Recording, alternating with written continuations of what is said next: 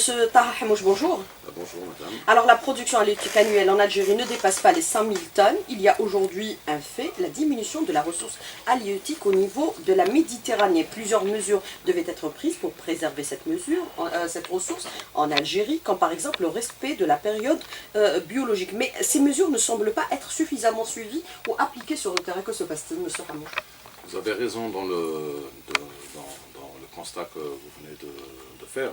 Les 100 000 tonnes annuelles que nous pêchons en moyenne, nous avons atteint 108 000 tonnes en 2017, mais nous sommes chaque année, bon an, mal an, autour des 100 000 tonnes, et cette tendance se maintient sur plusieurs années, et c'est le cas aussi, comme vous l'avez dit, en Méditerranée. La tendance aussi est à la stagnation de la production à partir de la mer. Et quand vous regardez les chiffres de la FAO publiés en 2016, vous avez au niveau mondial cette stagnation de la pêche dite classique. Toute l'augmentation de la production, de l'offre sur le marché mondial vient essentiellement aujourd'hui à 50% du développement de l'agriculture. Donc c'est une tendance mondiale. Et en Algérie, donc, à l'instar des pays méditerranéens, donc, nous avons cette même situation. Et comme vous l'avez dit en introduction, il y a un certain nombre de mesures qui ont été prises dans le cadre de la gestion de la Méditerranée, de la pêche en Méditerranée avec les pays méditerranéens.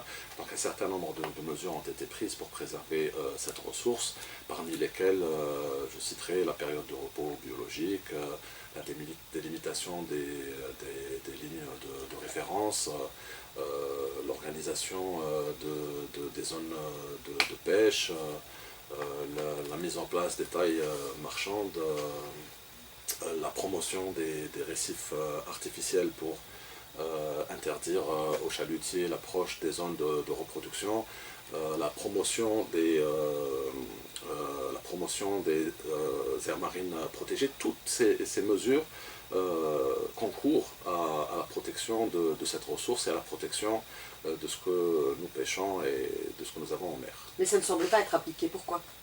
Pour certaines mesures, il y a une application. Donc aujourd'hui, nous avons noté à travers toutes les rencontres que nous avons avec les professionnels une prise de conscience collective par les professionnels eux-mêmes, parce que c'est eux-mêmes qui sortent au niveau de la mer et qui remarquent la diminution des débarquements. Donc ils sont les premiers au fait de l'importance de la préservation de cette ressource, parce qu'il dit préservation de la ressource, dit préservation de leur source de revenus, préservation de l'emploi et préservation de ce secteur socio-économique par excellence. Donc même s'il y a encore des comportements ici et là de pêche illicite, de pêche qui détruit la ressource, mais pour la majorité des professionnels, il y a une prise de conscience.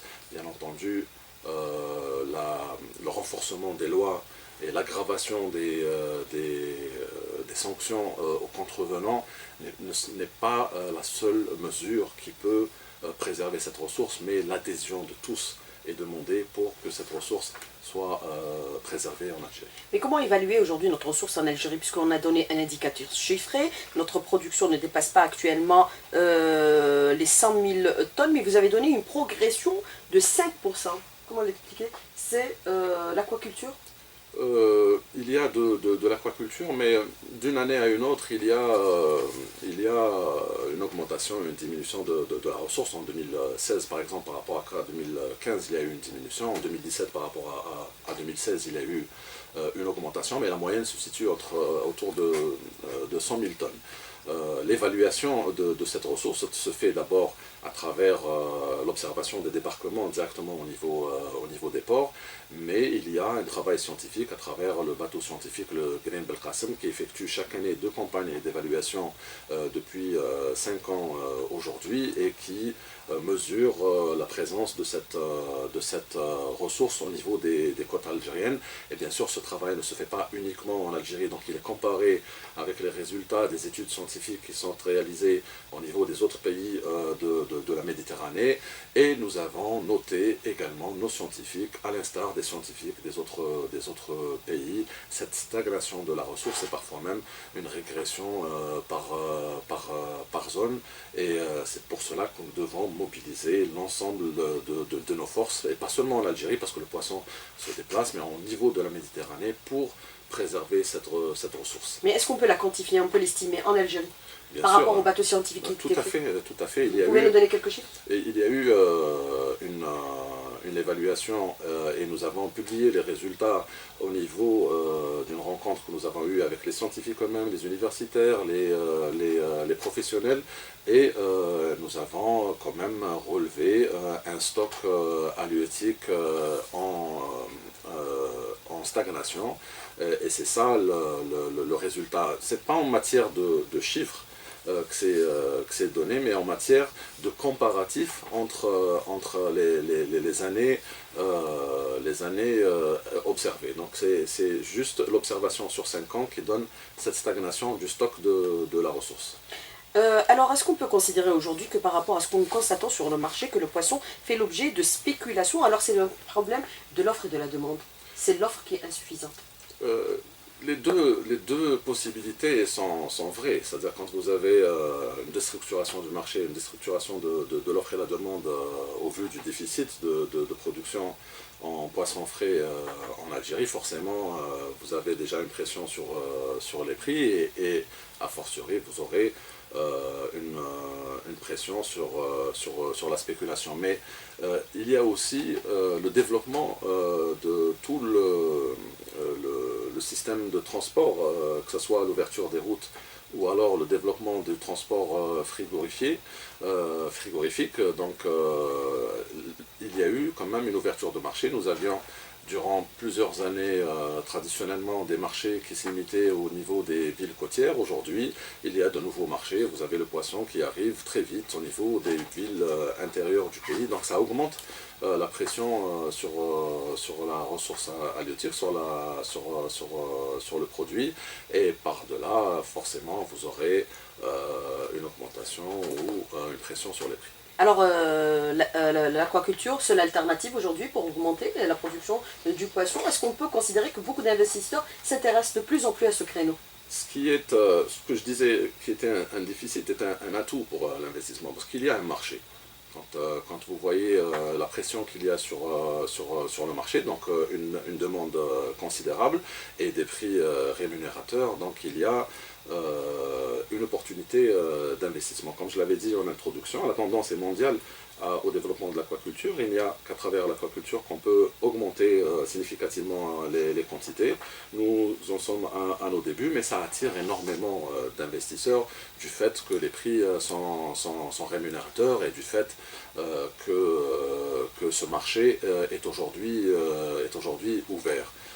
Pour l'exercice précédent, par exemple, il y a eu 25 projets d'envergure qui ont été réalisés, des productions entre 600 et 1000 tonnes le projet, qui a porté la capacité de production en aquaculture à 25 000 tonnes. Comparativement aux exercices précédents, il faut savoir que depuis 2000 jusqu'à 2016, il y a eu 25 projets de réalisés et 25 en 2017. Donc il y a eu doublement des capacités de production en une année. Et les effets, nous les aurons à la fin du cycle de production, qui ne dépasse pas en général entre 12 et 14 mois. Mais est-ce qu'on peut considérer que ça va augmenter encore l'offre sur le marché de plus en plus? Oui, Monsieur Fumouche. c'est déjà ressenti pour un certain nombre de poissons.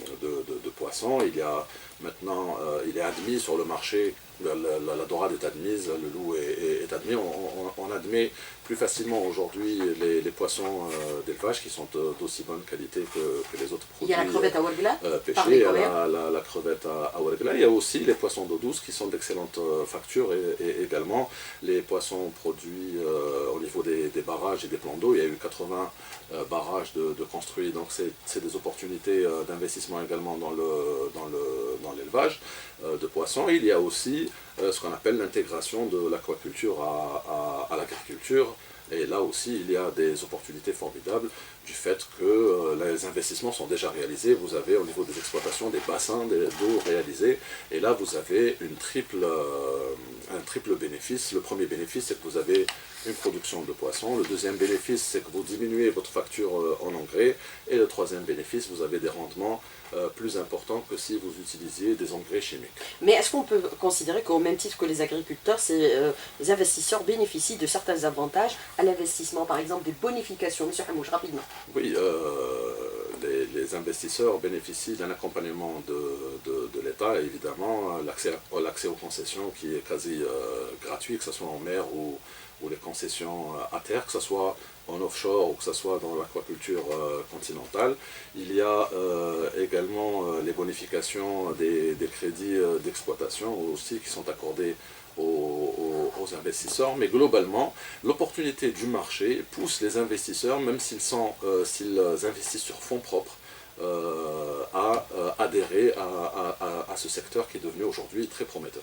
Alors, monsieur Taha Hamouche, moi je voudrais revenir avec vous sur ce que vous avez déclaré dans la première partie de l'invité, de la rédaction. Vous dites que seule l'alternative pour augmenter aujourd'hui les rendements, c'est l'aquaculture. Le niveau des investissements actuels, monsieur Hamouche, est-ce qu'on peut les estimer? Oui, tout à fait. Pour les 25 projets réalisés en 2017, c'est pour une valeur de 15 milliards de dinars qui ont été mobilisés soit sur fonds propres des investisseurs eux-mêmes ou sur crédit bancaire pour certains. Il y a eu aussi dans le cadre des investissements réalisés, dans le cadre des dispositifs d'aide à l'emploi, un peu plus de 900 petits projets réalisés durant l'année 2017. Mais pour l'année 2018, d'autres projets sont en cours de réalisation, monsieur Hamouche? Tout à fait, la demande est grandissante sur l'investissement en aquaculture. Donc il y a 43 projets déjà qui sont en cours de réalisation et 280 demandes d'investissement enregistrées par nos services au niveau des 21 directions de wilaya. Alors le thon rouge, aujourd'hui on va aborder cette question, alors qu'il y a quelques années l'Algérie n'arrivait pas à répondre ou à pêcher son quota, le distribuer au niveau des pays mitoyens. Aujourd'hui le quota du thon rouge pêché pour l'Algérie a été augmenté pour 2018. On arrive à tout pêcher? Tout à fait. Pourquoi on a augmenté notre quota? En 2017, le quota a été de 1046 tonnes. Il a été pêché en totalité par les navires algériens qui ont participé à cette campagne qui a duré un mois. Et c'est la règle justement au niveau de l'instance internationale chargée de gérer ce type de pêche. Pour rappel, en 2010, le quota de l'Algérie a été réduit drastiquement de 600 tonnes à 100 tonnes en 2010. Nous avons récupéré les 600 tonnes et plus encore, nous sommes à 1043 tonnes en 2017. Pour 2018, c'est 1300 tonnes et nous avons aussi eu confirmation des quotas pour les années 2019 et 2020, donc 1400 tonnes pour 2019 et 1650 tonnes pour 2020. Vous voyez, comparativement aux 100 tonnes de 2010, nous avons quand même franchi une barre très importante. Et aujourd'hui, nous avons la technicité, les moyens, la flottille pour pêcher la totalité de ce quota. Nous avons pratiquement 17 tonniers qui pêchent le quota de l'Algérie. 17 tonniers, sur les 17 tonniers, 14 ont été retenus pour la campagne de pêche en 2018. Et bien entendu, au vu de la progression de ce quota, il y aura forcément une injection nouvelle de tonniers pour participer aux prochaines campagnes. Et justement, par rapport à l'augmentation de ce quota, est-ce qu'on a les possibilités aujourd'hui de prendre en charge tout ce quota, même s'il est en augmentation avec les 17 tonniers dont nous disposons, ou alors on va augmenter le niveau des tonniers actuels, monsieur Hamouche? Les deux variantes sont vraies, mais nous comptons augmenter la flottille pour avoir plus de chances de capturer la totalité des quotas attribués. Nous n'avons pas eu de problème quand le quota a été augmenté de 400 tonnes en 2016 à 1046 tonnes en 2017. Donc cette augmentation, bien qu'elle soit plus que le double de 2017, elle a été capturée par nos navires algériens dans le délai requis qui était d'un mois. Donc je reste confiant pour les 1300 tonnes de 2018 et il y aura de nouvelles injections. À partir du mois de novembre? À partir du mois de juin, où ça va être pêché et nous aurons la totalité du quota et les autres sont fixés pour les années prochaines. Donc ce n'est pas lié à la capture ou à la non-capture de notre côte. Alors, le thon rouge est considéré comme l'or rouge au niveau de la Méditerranée, au niveau par exemple de la pêche. Est-ce qu'il est vendu aussi systématiquement au niveau international, monsieur Hamouche? Oui, tout à fait. Les prix sont tellement importants au niveau du marché international. La première vente se situe entre 10 et 20 euros le kilo.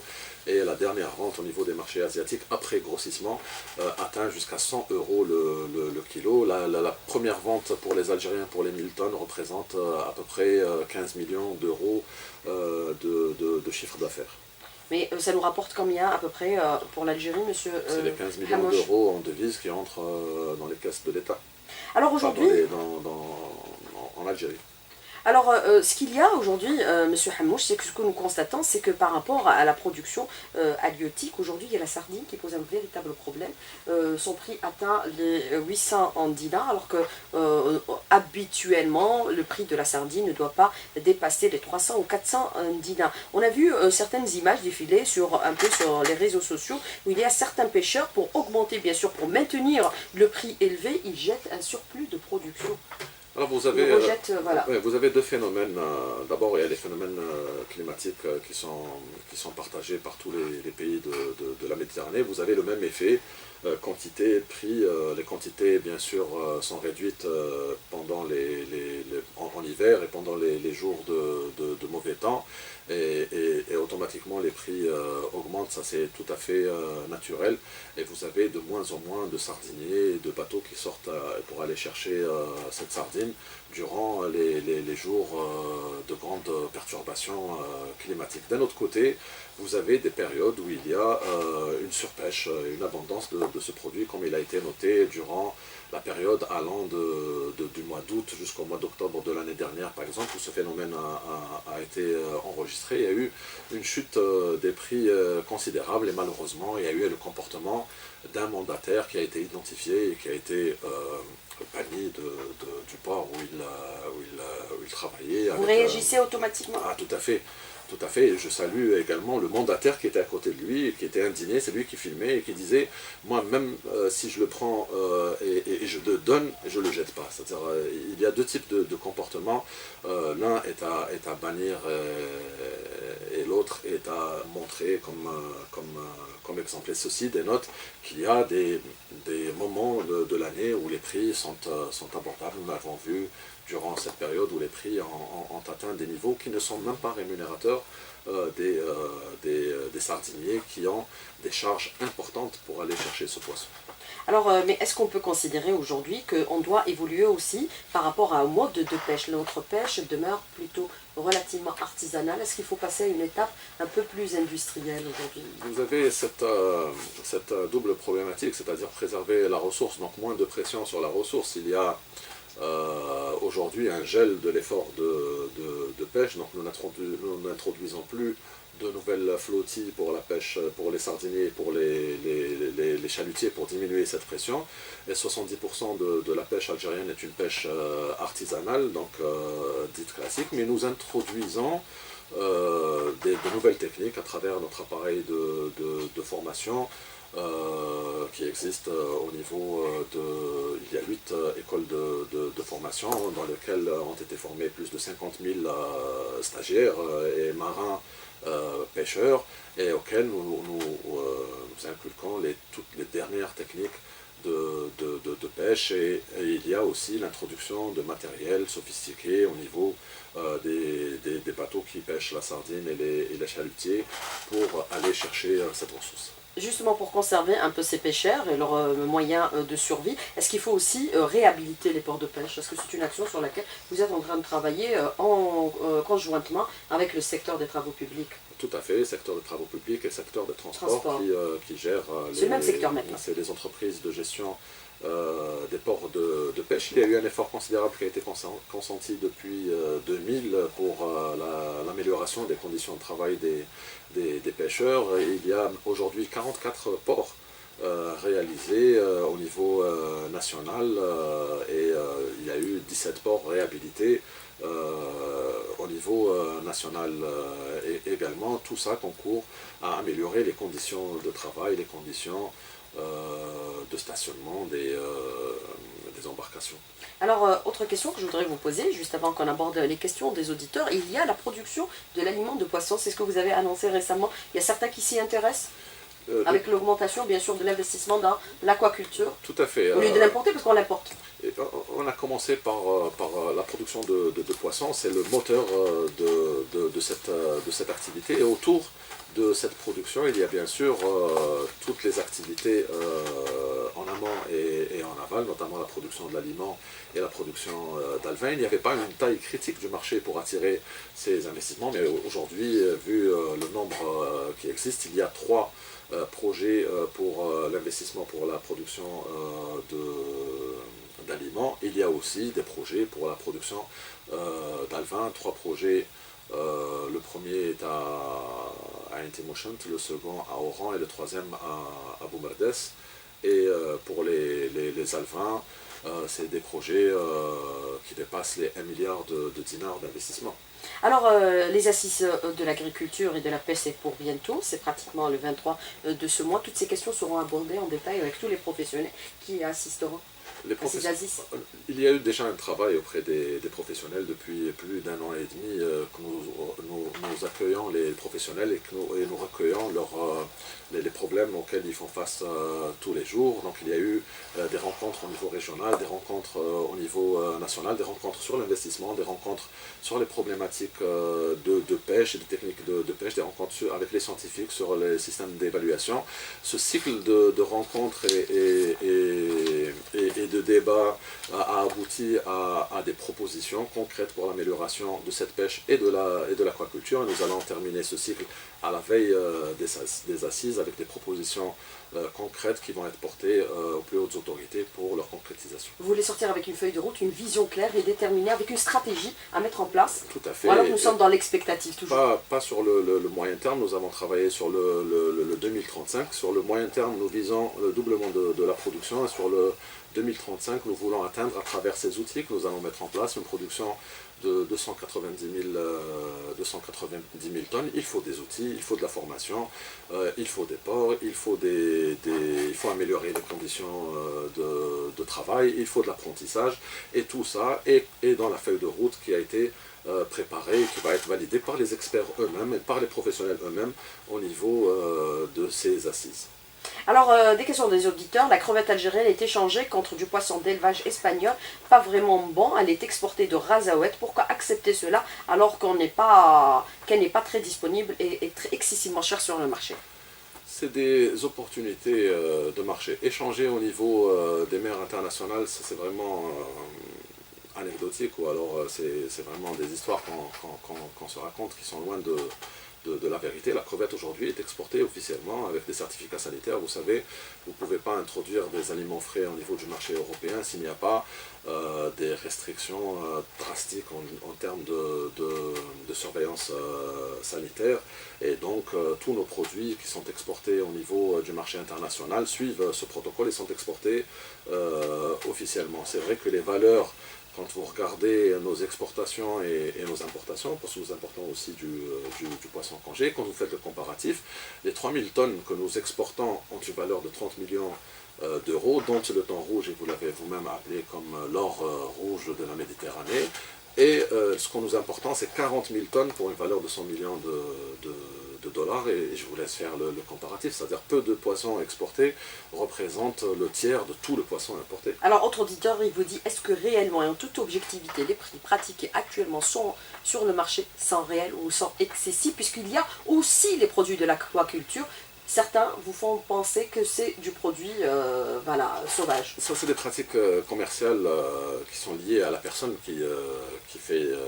Vous n'avez aucun moyen de contrôle. Qui organise, il y a l'organisation des marchés à travers la création et la mise en place à travers les ports de pêche de à la marée. Donc c'est la première étape de structuration du marché et nous sommes en phase avec les autorités locales et bien sûr le secteur concerné de création de pêcheries au niveau des communes, et ça manque les pêcheries au niveau des communes. Quand vous allez à Zemmouri par exemple, il y a des vendeurs qui sont installés à même la rue. Il y a un programme avec les autorités de cette wilaya et les autres wilayas pour la mise en place, soit au niveau des marchés locaux d'un espace poissonnerie, soit au niveau de ces communes, de véritables pêcheries pour accueillir cette pêche. Et à ce niveau-là, vous pouvez avoir un plus fort contrôle. Maintenant, il y a une culture de poisson à avoir pour reconnaître le vrai poisson du poisson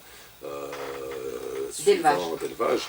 Et enfin, je dis vrai, le poisson de pêche et le poisson d'élevage, comme bien même. On l'appelle poisson sauvage plutôt. Poisson sauvage, parce que depuis qu'il y a eu le poisson d'élevage, on l'appelle sauvage, le poisson est le poisson.